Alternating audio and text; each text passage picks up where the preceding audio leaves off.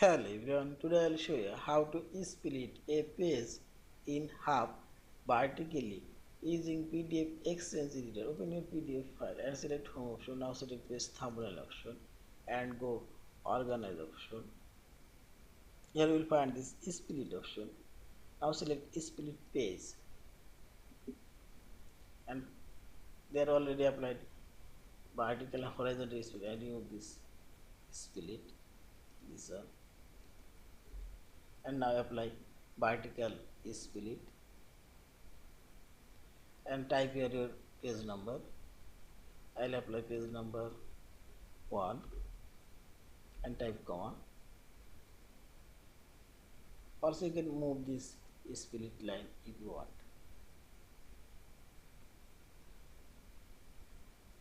Now simply select OK and see this first page now split vertically, and again select split option and delete this split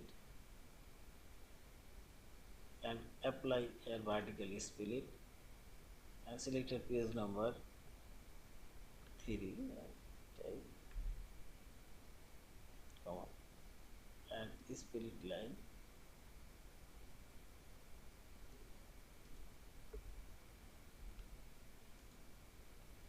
vertical split and select OK and see this.